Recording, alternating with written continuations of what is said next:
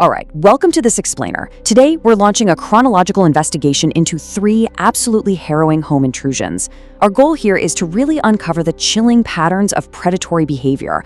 We're going to examine real, documented accounts to understand exactly how intruders operate, how they zero in on their targets, and the profound, lasting psychological impact they leave behind. It's a fascinating, but honestly pretty terrifying look at the vulnerabilities of our own, supposedly safe spaces. So, our investigation today tracks these encounters in 5 distinct stages. First, case file the pizza guy. Second, case file the smiling stalker. Third, case file the cabin breach. Then we'll dive into intruder behavioral patterns, and we'll wrap up with the psychological aftermath. As we look at this timeline, we can actually track a horrifying progression of vulnerability across totally different stages of life.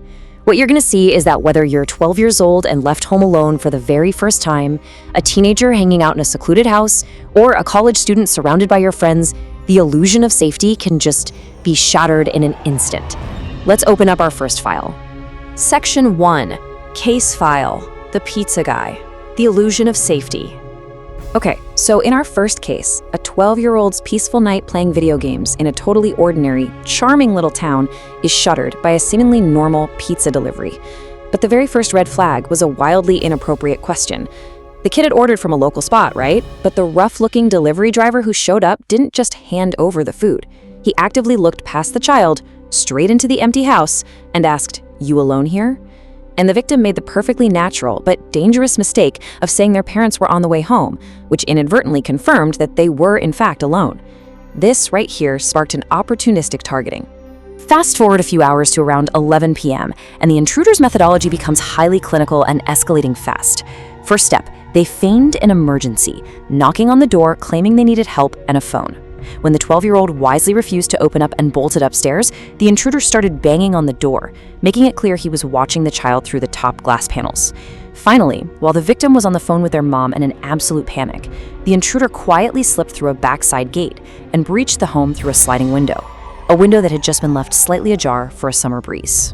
The sheer terror really peaks right here. Imagine being 12 years old, hiding underneath a bed, relying entirely on a flimsy bedroom door lock. The victim listened as heavy footsteps wandered through the downstairs, and then slowly crept up the stairs. The intruder walked right up to the master bedroom where the child was hiding, physically pressed down on the doorknob, and then just lightly knocked. No words at all. Just a terrifying test of the perimeter before the police arrived and the intruder faded right back into the night. It was a completely silent, clinical invasion. Section 2. Case file, the smiling stalker, the escalation of taunting. Moving on to a secluded dream home deep in the woods of North Idaho, we find a dramatically different and honestly far more psychological threat. Here, the victim was hanging out in a basement movie theater that had these massive uncovered windows facing the pitch-black woods. Out there, the stalker had total concealment, but inside, with all the lights on, the victim was perfectly illuminated. It's that classic fishbowl effect, right? And it triggered an overwhelming primal instinct in the victim that they were being watched from the dark. Well, when the victim went to turn off those lights, they came literally face to face with the threat. Now, unlike the first case, this stalker wasn't trying to sneak in unnoticed. No, he explicitly wanted to be seen, initiating this incredibly terrifying psychological standoff. He was described as a wild-haired man with deranged eyes, holding a knife and just gently tapping it on the glass with this massive, creepy smile. When the victim backed away to another glass door to turn off more lights, the man calmly walked over, following him, standing less than a foot away on the other side of the glass. He didn't even try to break in, he just watched. And this wasn't just a one-night event either. This relentless psychological warfare lasted for weeks. The victim would hear that same metallic tapping on the glass below his bedroom late at night. After a fresh snow, they found footprints completely circling the house, stopping to check every single window. The climax only happened when the victim, armed with a shotgun, finally confronted the grinning man out on the deck. And get this, the stalker didn't even flinch at a warning shot. It was literally only when a highly aggressive Rottweiler was unleashed into the freezing forest that this guy finally retreated for good. Section 3. Case filed the cabin breach. Total vulnerability. Okay, jumping to March 2022, 6 college students looking for a quiet spring break getaway arrive at this dilapidated, remote cabin in South Carolina. Strikingly similar to Case 2, the nightmare begins with a terrifying visual. At 4:15 a.m., one of the students wakes up to a steady, soft tapping sound.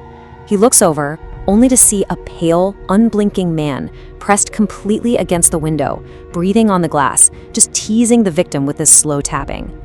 The man only vanished into the pitch-black woods when another student abruptly woke up and accidentally knocked over a table. 2. That's the number of consecutive nights the stalker returned. Despite finding footprints completely circling their cabin the next morning, the students made the pretty stubborn choice to stay, and on night 2, the perimeter was finally breached.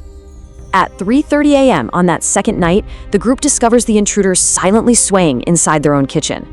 This is a totally surreal, horrifying escalation that pushes the threat from just psychological right into immediate physical danger. The man had his back to them, entirely naked, covered in raw scratches, just staring blankly at the refrigerator. When the students frantically armed themselves with a pocket knife and a fire poker and flicked on the lights, the man had vanished, literally like a ghost. But you know what the most unsettling detail of this entire encounter is? The entry was completely unforced. The back door was sitting wide open, but the lock wasn't broken at all. This predator either had a key or had some unexplainable access to their supposedly safe space. Needless to say, the students didn't wait around to figure out how he did it. They packed up their essentials and fled into the night immediately. They actually found out later from a local deputy that there was a history of unstable people squatting deep in those woods.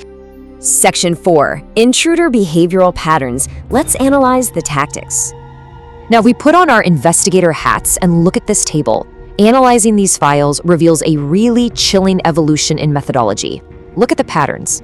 All the intruders preyed on extreme isolation, whether it was a child home alone or a remote geographic location. But when it comes to psychological taunting, we see a severe escalation. While that first intruder really wanted to stay hidden, the predators in the later cases actively wanted to induce fear. They used smiling, staring, and tapping on glass to absolutely terrorize their targets before ever attempting an entry. So a crucial point we've got to take away from cases 2 and 3 is this concept of perimeter testing. This is a highly predatory behavior. Finding footprints, stopping at every single window and door, proves that these were not just random wanderings. These intruders were methodically probing the structure, looking for the absolute weakest point of entry. And it serves a dual purpose, right? They're gathering tactical intelligence on how to get in, while at the same time massively heightening the victim's paranoia. Because the victim knows they're being hunted from all sides. Section 5. The psychological aftermath. The toll of terror. Because the truth is, surviving the night is really only the beginning of the story. The psychological toll here is devastating across the board. In case 1, a child's loss of innocence meant his parents couldn't safely leave him home alone for a very long time. In case 2, that teenager suffered through weeks of deep paranoia and sleeplessness, completely altering his lifestyle to rely on a shotgun and a guard dog just to feel secure in his own bedroom.